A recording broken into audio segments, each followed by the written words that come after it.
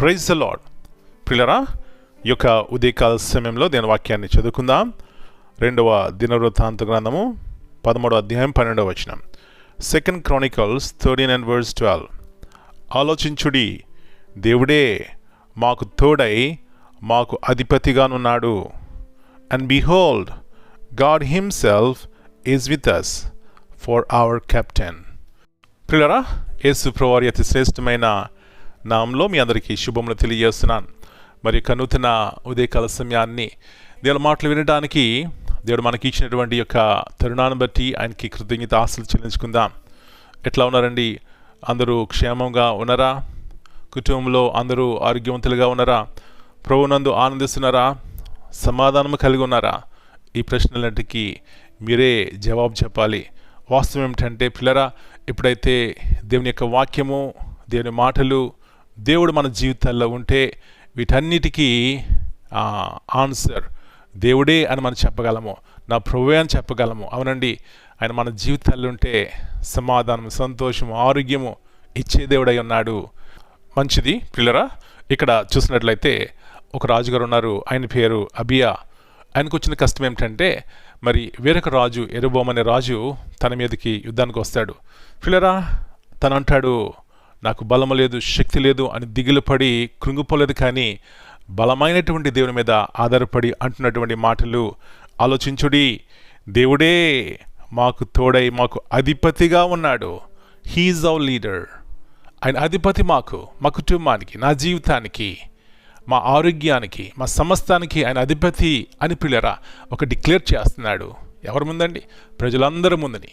అంటే తనుకున్నటువంటి బలమును, శక్తిని ఆధారం చేసుకోలేదు, కానీ దేవుని మీద ఆధారపడి వారందరినీ కూడా ప్రోత్సహిస్తున్నాడు.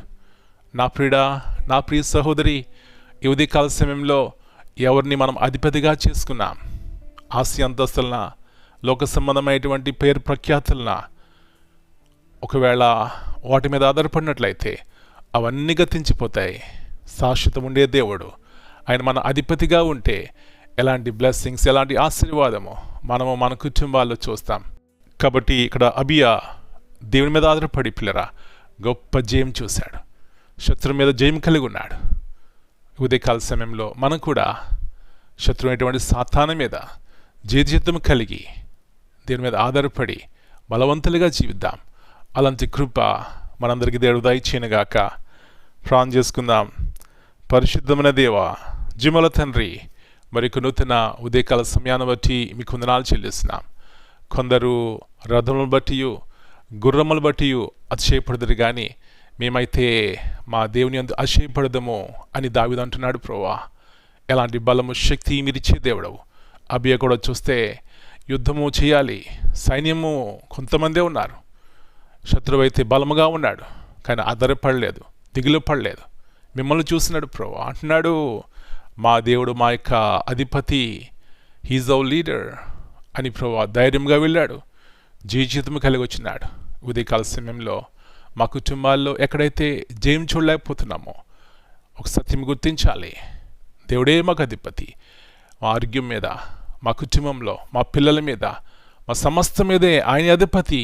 ఇలాంటి విశ్వాసంతో కూడినటువంటి భక్తిని దేవా మేము కలిగి ఉండడానికి సహాయం ఇచ్చేయమని మనం మీ చేతిగా అప్పగించుకుంటూ మా కుటుంబాన్ని బలపరచండి, బలహీనలను బలపరచండి. ఆరోగ్యం లేని వారికి ఆరోగ్యం ఇవ్వండి. ఆయా రీతిగా ఆందోళనతో ఉన్న వారిని జ్ఞాపకం చేసుకోండి. మీ సమాధానం దయచేయమని మనం మీ చేతిగా అప్పగించుకుంటూ యేసయ్య అతి పరిశుద్ధమైన నామమును బట్టి ప్రార్థన చేస్తున్నాను తండ్రి. Amen. God bless you all. My dear brothers and sisters, greetings in the precious name of our Lord and Savior Jesus Christ. And this morning time we read from 2 Chronicles 13 and verse 12. Here we see the Abijah words of wisdom. He says that God is our leader, He is our captain, He is our refuge, He is our strength. What a beautiful prayer and declaration about the power of God. In this morning time, who is our captain? Who is our strength? Who is our power? If our strength, our will, will be a failure. But if God is our strength, what a victory we could see in our life. So here, when God is with us, As our leader, victory is assured. Fighting against His will leads to failure, but trusting in His presence, following His ways, and definitely we won't be defeated. May God help us throughout this day and be victorious in our life. In Jesus' name, Amen.